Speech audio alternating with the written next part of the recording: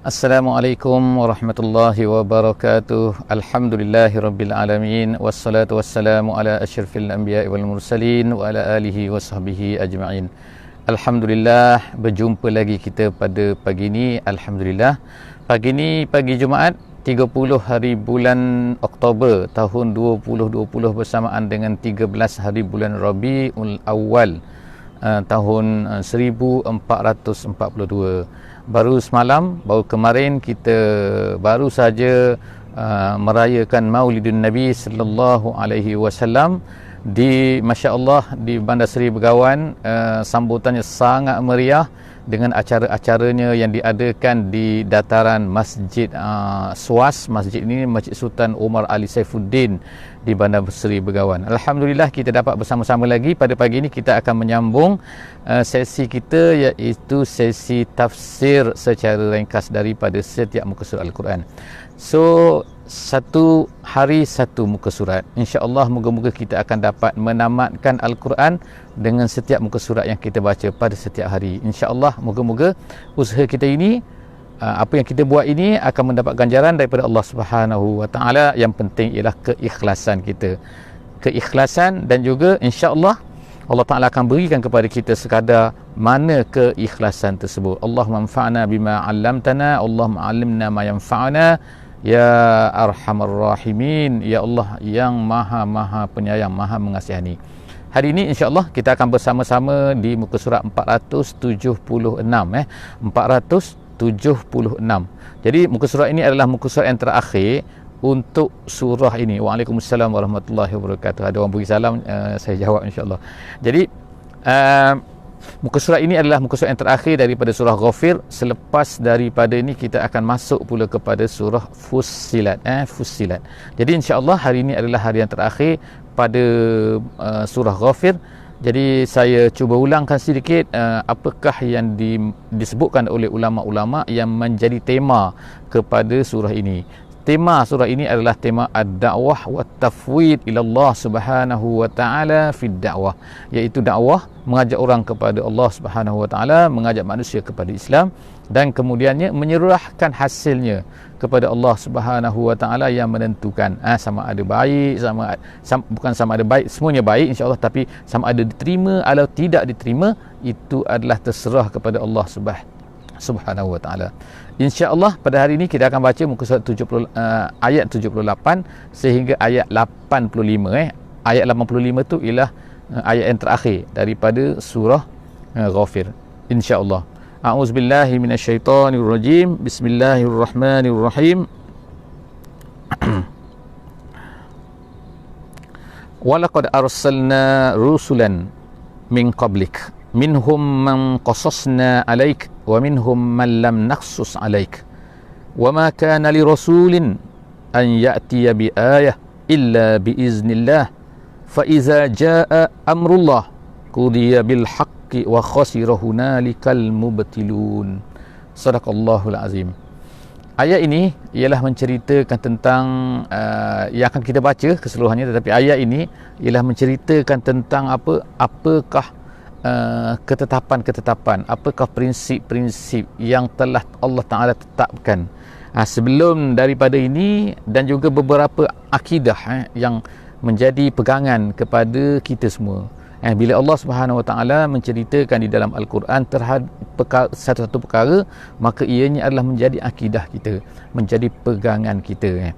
Jadi walaupun kemungkinan kita tak sempat nak belajar ilmu akidah ni dengan mendalam dan sebagainya, tetapi insya-Allah dengan kita melalui Al-Quran itu yang lebih penting sebenarnya, iaitu Allah Subhanahu Wa Taala akan memberitahu kepada kita apakah yang sepatutnya kita pegang, apa yang sepatutnya kita tanggapi dalam kehidupan kita, dalam pemikiran kita semasa kita hidup ini. Antaranya dalam ayat ini Allah Subhanahu Wa Taala sebutkan, iaitu apa? Walaqad arsalna rusulan min qablik. Wahai Muhammad, wahai Rasulullah, wahai Muhammad, sebelum daripada engkau ni dah banyak rasul-rasul. Ertinya Muhammad ini adalah bukannya the only rasul. Sejak daripada Adam alaihissalam sampailah kepada engkau ini wahai Muhammad, tetapi engkau inilah salah seorang daripada rasul, dan sebelum daripada engkau ni dah banyak rasul-rasul yang telah aku utuskan. Kata Allah Subhanahu wa taala, rusulan min qablik, sebelum daripada engkau. Rasulun seorang rasul, rusulun adalah banyak rasul. Jadi Allah Taala dah kirimkan, utuskan banyak rasul kepada setiap umat. Jadi di dalam ayat yang lain Allah Subhanahu wa taala sebutkan apa? Wa im min ummatin illa khala fiha nazir. Maknanya tidak ada mana-mana kaum, mana-mana umat, mana-mana bangsa, mana-mana kelompok manusia ini melainkan ada, mesti ada. Dia tidak kosong. Khala fiha nazir, tak ada orang yang datang memberi peringatan. Semua rasul-rasul, semua kaum, semua bangsa sebelum daripada Nabi Muhammad sallallahu alaihi wasallam, ada rasul yang memberi peringatan kepada kaum tersebut, kepada bangsa tersebut.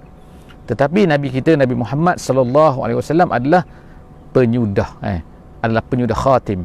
Dia adalah rasul yang terakhir. Jadi tidak ada lagi rasul sepanjang. Sebab itulah kita akan berpegang kepada apa yang dibawa oleh Nabi Muhammad sallallahu alaihi wasallam sehingga hari kiamat, kerana tak ada rasul lagi. Tapi sebelum daripada itu banyak rasul-rasul. Jadi Allah Taala sebut sini kan, dan tidak kami utuskan rasul-rasul sebelum daripada engkau, minhum man qasasna. Maknanya kami dah banyak utuskan rasul. Siapa mereka ni kan? Jadi disebutkan oleh setengah-setengah ahli tafsir seperti Jalalain, disebut ada 8,000 ada 8,000 nabi-nabi telah diutuskan oleh Allah Subhanahu wa taala. Ada setengah yang mengatakan 124,000, ada setengah mengatakan dan sebagainya lah kan. Jadi bilangan ini bukan satu ketentuan, tapi apa yang kita wajib yakini, wajib imani ialah apa? Sebelum daripada Nabi kita sallallahu alaihi wasallam dah banyak sangat rasul-rasul, dan yang disebutkan oleh Allah Subhanahu wa taala sebagai rasul di dalam Al-Quran hanyalah 25. Bayangkan 25 daripada ribuan rasul-rasul.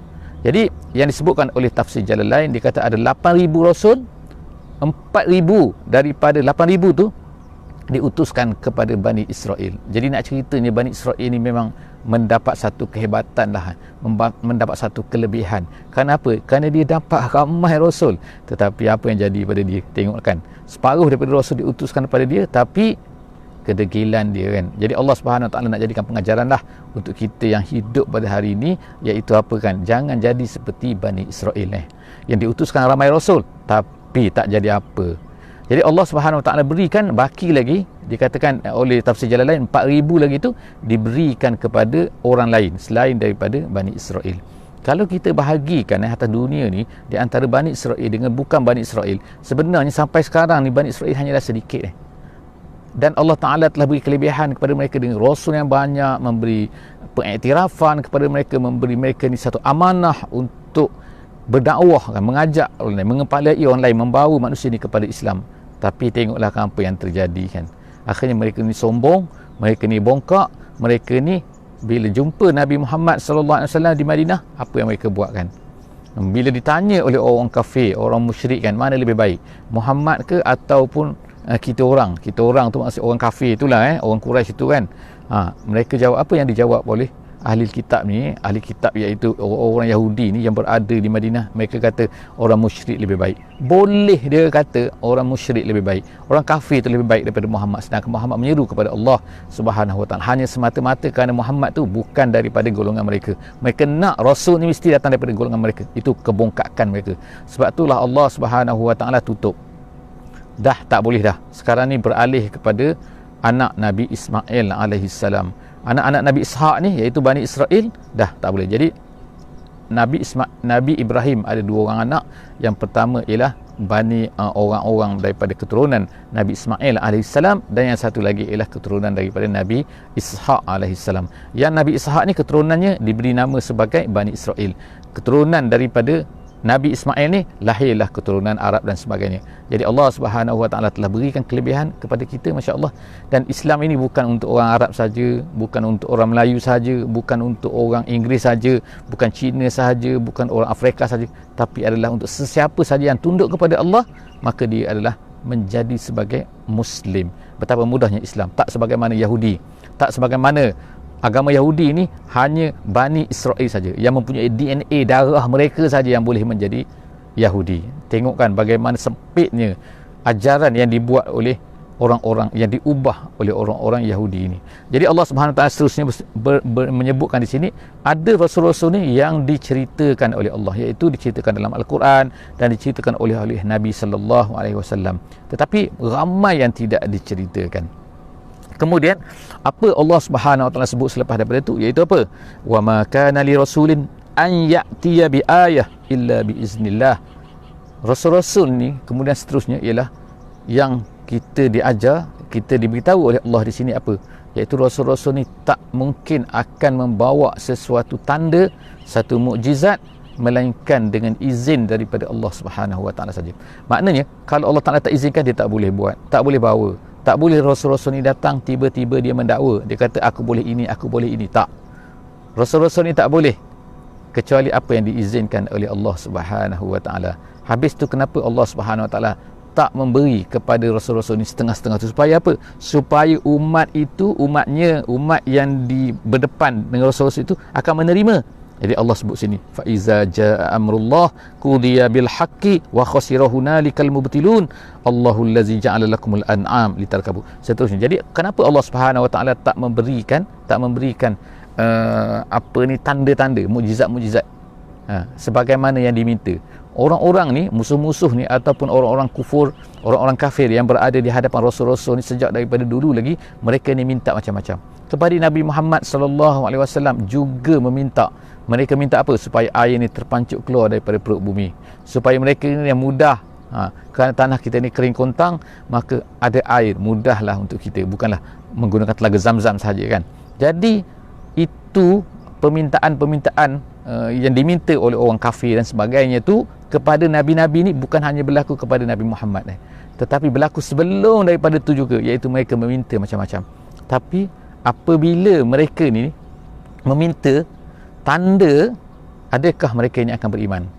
Allah Subhanahu Wa Taala memberikan kepada Nabi Musa alaihi salam 9 tanda. Tetapi adakah Firaun dan juga orang-orang yang bersama dengannya, orang yang percaya kepada Firaun, yakin dengan Nabi Musa alaihi salam? Tidak juga kan, walaupun perkara itu berlaku depan mata mereka. Jadi sebab itulah Allah Subhanahu Wa Taala sebutkan dalam ayat yang lain, wa ma mana'ana an nursila bil ayat illa an kazzaba bihal awwalun. Kenapa Allah Taala tak utuskan, tak berikan semua benda supaya manusia ni beriman? Tak kan? Allah Ta'ala dah tahu. Allah Ta'ala ceritakan satu ketetapan, tidak ada yang menegah kami daripada mengutuskan tanda-tanda, menghantar tanda-tanda, memberikan tanda-tanda, memberikan ayat kepada umat-umat terdahulu, melainkan dia kata kazzaba bihal awwalun. Orang-orang sebelum daripada ni dah kazzab, mereka ni mendustai juga walaupun beri. Jadi Allah Ta'ala beri sedikit kepada Nabi kita sallallahu alaihi wasallam, dan ramai juga tetap juga tidak mahu beriman. Seterusnya Allah Ta'ala kata fa iza jaa amrullah qudiya bil haqqi. Bila sampai ketetapan Allah Subhanahu Wa Ta'ala, maka Allah Ta'ala akan putuskan. Of course, apa yang diputuskan Allah Subhanahu Wa Ta'ala adalah menunjukkan benarnya orang yang benar dan salahnya orang yang salah. Dan pada ketika itulah wa khasira hunalikal mubtilun. Orang-orang yang menolak ini akan tahulah bahawa sebenarnya kita rugi pada hari ini, iaitu pada hari keputusan Allah Subhanahu Wa Ta'ala. Allahul ladzi ja'ala lakumul an'ama litarkabu minha wa minha ta'kulun. Kemudian Allah Ta'ala sebut lagi di penghujung surah Ghafir ni, sahabat-sahabat semua, Allah Subhanahu Wa Ta'ala sebutkan, iaitu dia telah memberikan kepada kita nikmat-nikmat. Antara nikmat yang diberikan oleh Allah Subhanahu Wa Ta'ala ialah binatang. Allah sebut sini ialah binatang. Binatang apa sini? Al-an'am. Binatang lain banyak lagi, tetapi Allah Ta'ala sebut secara fokus ialah di sini tentang al-an'am. An'am ni apa? Iaitu binatang yang berkaki 4 yang boleh dimakan. Yang termasuk dalam ni, setengah ulama kata ialah 4. Iaitu apa? Yang pertama unta, yang kedua lembu kerbau, dan yang ketiga ialah kambing, dan yang keempat adalah biri-biri. Tapi ada setengah ulama tafsir mengatakan al-an'am di sini hanyalah unta. Tapi itu adalah perbezaan pendapat ulama yang kita tahu, yang kita bincang, kita sebutkan sini untuk supaya kita semua adalah tahu bahawa di sana ada perbezaan pendapat di kalangan ulama-ulama tafsir. Tak mengapa, apa sahaja, sama ada ianya adalah unta sahaja ataupun termasuk ke dalamnya adalah empat jenis binatang tadi tu, yang pentingnya ialah Allah Ta'ala telah memberikan kepada kita nikmat, iaitu tundukkan binatang-binatang ni, jadikan mereka ni membiak dengan banyak kan. Di New Zealand ada lebih daripada bilangan manusia, bilangan kambing biri-biri.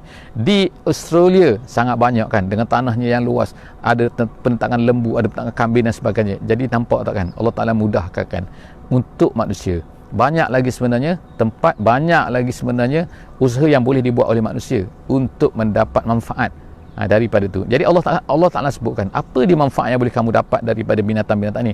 Litarkabu artinya ialah supaya kamu dapat menunggangnya. Kemudian Allah Ta'ala sebut lagi, litarkabu minha wa minha ta'kulun, dan di antaranya yang boleh kamu makan. Artinya kamu boleh makan, kamu boleh tunggang, kamu boleh semua pada binatang tu kan.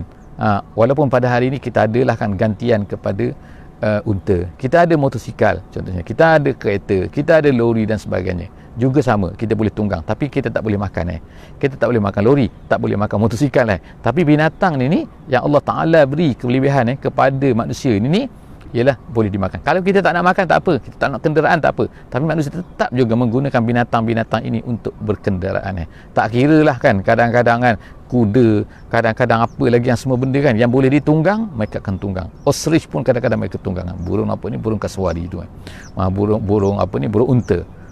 Kadang-kadang manusia pun tunggang juga. Jadi gajah mereka tunggang juga kan. Jadi Allah Ta'ala sebutkan itu adalah nikmat dia kepada kita semua. Litarkabu minha wa minha ta'kulun. Allah Ta'ala sebut litarkabu untuk kamu tunggang, kerana menurut setengah ulama di sini adalah kerana litarkabu adalah minad daruriyat tetapi minha ta'kulun, daripada yang kamu makan tu termasuk dalam perkara-perkara yang dihalalkan. Sebab tu dia guna minha, dan yang menunggang digunakan litarkabu. Seterusnya, walakum fiha manafi'u walitablu 'alaiha hajatan fi sudurikum. Dan kemudian Allah Ta'ala sebutkan ada lagi banyak lagi manfaat yang kamu boleh dapat daripada binatang ni. Kamu minum susunya, kamu makan dagingnya, kamu manfaatkan daripada bulunya untuk buat baju dan sebagainya. Itu adalah walakum fiha manafi'an. Kamu ada banyak manafi', iaitu manfaat-manfaat. Walitablu, dan kamu boleh gunakan dia. Walitablu 'alaiha hajatan fi sudurikum. Hajatan fi sudurikum artinya iaitu apa yang ada di dalam hati kita, kita nak pergi ke mana. Jadi ulama-ulama tafsir menyebutkan sini iaitu apa?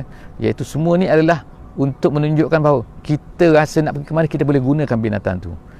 Bukan binatang tu kontrol kita kan, tapi kita yang kontrol binatang tu. Masya-Allah, itu adalah kurniaan Allah Subhanahu Wa Taala untuk memudahkan kita menggunakan tu. Jadi apa saja kita nak pergi boleh. Hajatan fi sudurikum, kemudian wa 'alaiha wa 'alal fulki tuhmalun, dan kemudian ke atasnya ke atas binatang tu, dan ke atas, maksud ke atasnya iaitu kita boleh letakkan barang-barang kita di atas tu. Kemudian wa 'alal fulki, kemudian di atas kapal juga. Allah Ta'ala sebut lagi binatang dan juga kapal untuk kita manfaatkan. Kita boleh manfaatkan kedua-duanya kan. Jadi Allah Ta'ala sebutkan semua nikmat-nikmatnya di sini. Kemudian seterusnya wa yurikum ayatihi fa ayyi ayatillahi tunkirun. Allah Ta'ala tunjukkan semua. Bukan di sini saja, dalam ayat-ayat yang lain Allah Ta'ala tunjukkan banyak kan. Tapi sepatutnya lah manusia apabila nampak tanda-tanda ini adalah cukup dah kan, sepatutnya untuk mereka ni beriman. Tapi apa yang terjadi ialah Allah SWT sebutkan sini fa ayyi ayatillahi tunkirun, samalah seperti mana yang kita baca dalam surah Ar-Rahman, fa bi ayyi ala'i rabbikuma tukazziban.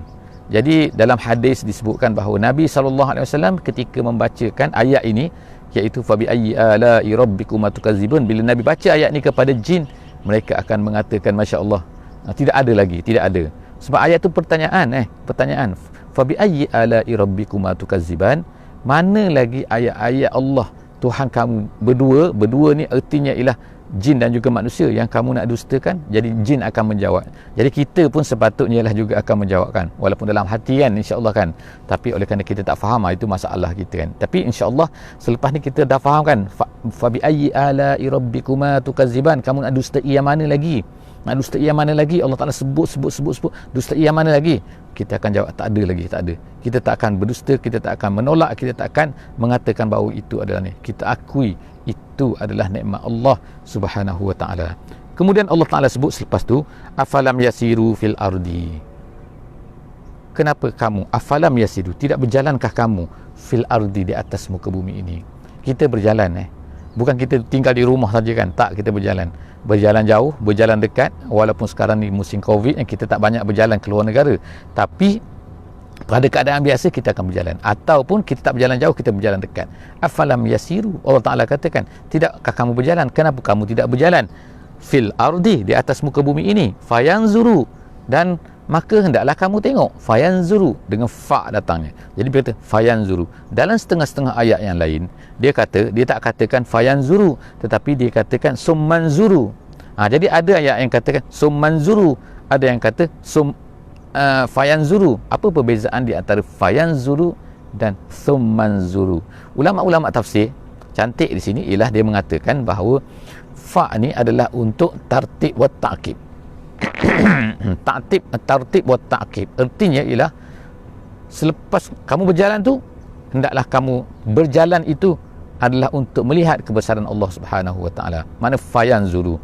Tetapi bila kata summanzuru, ialah kamu berjalan untuk kerana tugas lain, kerana perniagaan kamu, kerana mencari rezeki yang halal kamu, kerana ini dan kerana ini. Tujuannya bukan melihat, tapi tujuannya adalah untuk mencari rezeki dan sebagainya. Tetapi janganlah kamu lupa untuk menjadikan perjalanan itu sebagai melihat juga tanda-tanda kebesaran Allah Subhanahu wa taala. Walaupun tujuan kamu adalah tujuannya untuk lain, tujuan untuk kehidupan, tetapi jangan lupa summanzuru. Jadi bila fayanzuru, artinya berjalan tu memang nak melihat kebesaran Allah Subhanahu wa taala. Summanzuru, berjalan kerana tugas yang lain, kerana tanggungjawab yang lain, kerana usaha yang lain, sebab lain, tetapi janganlah ia menghalang kamu daripada untuk melihat kebesaran Allah Subhanahu wa taala. Jadi itu perbezaan di antara fayanzuru dan summanzuru. Seterusnya Allah Subhanahu wa taala sebut sini kaifa kana akibatul ladzina min qablihim. Itu yang diminta oleh Allah Subhanahu wa taala untuk kita lihat, iaitu apa? Lihat apa yang terjadi kepada orang-orang yang terdahulu daripada kamu bila mereka ni mendustakan Allah Subhanahu wa taala. Jadi orang Arab boleh tengok, kita lagilah boleh tengok kan. Dengan ada telefon, jadi tengok YouTube macam kita berjalan lah sekarang ni kan. Kita tengok dalam internet, kita boleh macam kita berjalan lah. Jadi tengoklah benda-benda baik, kemudian kita rasa ialah kehebatan kuasa Allah. Sekarang kita tak perlu menyelam dalam laut. Dah ada video-video yang turun dalam laut yang menunjukkan kehebatan apa yang ada di bawah laut sana kan, di atas bukit kan, di dalam di kawah-kawah gunung berapi. Kita tak perlu naik bukit, kita tak perlu panjat sana pergi ke Antartika dan sebagainya. Kita boleh tengok burung penguin kan, walaupun di depan kita hanya menggunakan internet saja, kita tekan saja kita akan boleh tengok. Jadi sepatutnya membawa kepada kita ini ingat kepada Allah Subhanahu wa taala, melihat kebesaran, sentiasa relatekan dengan kebesaran Allah Subhanahu wa taala. Fayanzuru. Jadi bila buka YouTube, fayanzuru. Tapi bila tengok perkara lain kan, kerana yang kebaikan, kerana sebab-sebab untuk untuk perniagaan kita ke dan sebagainya kan. Tapi bila tengok tu juga relate kan, jangan lupa summanzuru. Kemudian Allah Subhanahu wa taala sebutkan kanu aktsaru minhum wa ashadda quwwah wa atharan fil ardi fama aghna anhum ma kanu yaksibun. Mereka ni lebih kuat lagi daripada kamu semua. Mereka ni orang-orang yang kamu lihat ni, kesan-kesan tinggalan mereka tu, mereka ni lebih hebat lagi, lebih kuwah dan juga lebih asar. Asar tu peninggalan mereka, masya-Allah kan. Kita tak tahu kan apa yang manusia buat pada hari ini kan, adakah selepas daripada 500 tahun akan masih ada dan sebagainya, kita tak tahu. Tapi yang ditinggalkan oleh umat-umat terdahulu ni lebih daripada 3,000 tahun, 4,000 tahun, 5,000 tahun kan, tapi masih ada sampai hari ini. Allah Ta'ala kekalkan untuk menjadi pengajaran lah kepada kita semua. Kita tengok seterusnya ialah fama aghna anhum ma kanu yaksibun. Tapi walaupun mereka ni kuat, Allah Ta'ala kata, tapi tak ada langsung boleh menghalang daripada keagungan Allah Subhanahu wa taala. Bila Allah Ta'ala nak kirimkan satu perkara, Allah kirimkan corona kuman yang kecil ni kan, tak tahu di mana dia berada ni, di dalam leher manusia, di dalam jantung manusia dan paru-paru manusia dan sebagainya kan, di tepi-tepi jalan, di tempat-tempat letak tangan, kita tak tahu kan.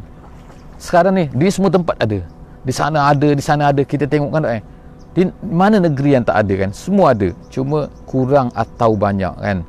Tapi apakah hakikatnya kan, kuman jenis apa kan ni, manusia masih belum menemui vaksinnya. Tengok kan betapa hebatnya kan Allah Ta'ala kan, dia boleh buat kan. Kalau dia nak hancurkan satu-satu perkara, dia boleh kirimkan satu benda yang kecil saja kan. Tak tunggulah, kita jangan tunggu ada ribut, taufan ataupun satu benda yang pelik berlaku atas dunia ni. Tak kan. Kadang-kadang tentera Allah Subhanahu Wa Taala ni dalam apa juga bentuk dia boleh berlaku. Seterusnya Allah Subhanahu Wa Taala sebut ke sini, falamma ja'atuhum rusuluhum bil bayyinat farihu bima indahum minal ilmi. Allah sebut satu lagi hakikatnya, kita ni di penghujung insya-Allah kan. Sikit lagi masa kita insya-Allah, iaitu Allah Taala sebutkan apabila datang kepada mereka rusuluhum, rasul-rasul ni datang ni nak ceritakan sebelum dulu Allah Subhanahu Wa Taala ceritakan kepada Nabi kan, sebelum daripada ni datang saja rasul-rasul, apa yang berlaku bil bayinat, dengan tanda-tanda tanda-tanda yang benar bahawa dia ni datang daripada Allah membawa satu benda yang benar. Apa yang berlaku ialah apa? Farihu bima indahum minal ilmi. Mereka ni apa? Adakah mereka terima? Tak. Rasul-rasul datang dengan susah payah menceritakan Islam kepada mereka, menceritakan yang benar kepada mereka. Mereka apa? Gembira dengan apa yang mereka ada. Dari apa? Minal ilmi. Daripada, kalau ilmi sekarang ni sains lah kan. Kalau ilmi juga ialah pengetahuan. Ilmu tu pengetahuan, mereka rasa mereka apa yang mereka ada tu tak perlu lagi kepada Rasul. Jadi ulama-ulama tafsir menceritakan perkara ni di dalam zaman moden ianya berlaku. Dan perkara ni bukan berlaku sekarang saja, berlaku berkali-kali sejak daripada dulu lagi. Manusia ni akan bangga dengan ilmu yang mereka ada dan merasai bahawa tak perlu lagi mereka ni kepada Rasul, kepada ajaran Rasul. Jadi apa yang berlaku pada hari ini kita tengok kan, memang betul kan, bukan gitu semua benda tu mereka rasa bahawa kita tak perlu dah, kita tak perlukan kepada Rasul. Kita dah ada sains, kita dah ada chemistry, kita dah ada fizik, kita dah ada biologi, kita dah belajar semuanya, kita tahu kan, kita boleh buat kajian sendiri, kita tak perlu kepada Nabi. Ajaran Rasul ni, ini adalah ajaran lama. Satu tempoh manusia dulu memang perlukan kepada Rasul, tapi sekarang tak perlu lagi. Sains dah ada. Nampak tak keangkuhan manusia. Jadi keangkuhan ini Allah Subhanahu Wa Taala akan kenakan azabnya jika mereka terus berada dalam angkuh mereka. Tapi tugas kita kena ingat ialah menyampaikan Islam tu kepada manusia kan. Walaupun mereka dengar, mereka tak dengar, apa saja kan, mereka terima tak terima, teruskan usaha dakwah untuk sampaikan Islam kepada seluruh manusia. Bukan sampai kepada orang Islam saja, kepada bukan Islam. Bukan kepada orang bukan Islam saja, kepada orang Islam juga. Seterusnya ialah Allah Subhanahu Wa Taala sebut falamma wa haqa bihim ma kanu bihi yastahzi'un. Akan terkenalah nanti azab atas dosa mereka mempermain-mainkan tu. Kemudian Allah Ta'ala kata falamma ra'au ba'sana qalu amanna billah wahdahu wa kafarna bima kunna bihi musyrikin. Bila datanglah azab Allah Subhanahu Wa Ta'ala, bila datang azab Allah ni, biasanya manusia barulah mereka ni nak terima, barulah sedar kan. Jadi Allah Ta'ala sebutkan perkara ni bukan hanya berlaku sekali saja, berulang kali. Itulah sifat manusia. Jadi apakah Allah Subhanahu Wa Ta'ala terima? Bila dah tengok azab baru nak kata beriman, baru nak kata bahawa apa yang mereka syirik ni adalah tak betul? Tak kan. Allah Subhanahu Wa Ta'ala kata ke sini falam yakun yanfa'uhum imanuhum lamma ra'au ba'sana. Bila mereka melihat ba'sana, azab kami, Allah tak terima lagi. Allah tak terima lagi iman mereka. Falam yakun yanfa'uhum imanuhum. Jadi dalam hadis Nabi SAW sebut, kalau manusia secara kita ni, secara sendirian ni ialah apabila nyawa sudah sampai ke halqum, iaitu yugharghir. Yugharghir ni maknanya ketika nyawa dah nak habis-habis nak mati, manusia pada ketika itu sedar lah kan, sedar dia nak akan beriman tapi tak terima lagi. Taubat tak terima lagi apabila yugharghir ni. Dan begitu jugalah yang berlaku kepada Fir'aun. Jadi Allah Ta'ala jadikanlah sini sebagai satu cerita kepada kita kan.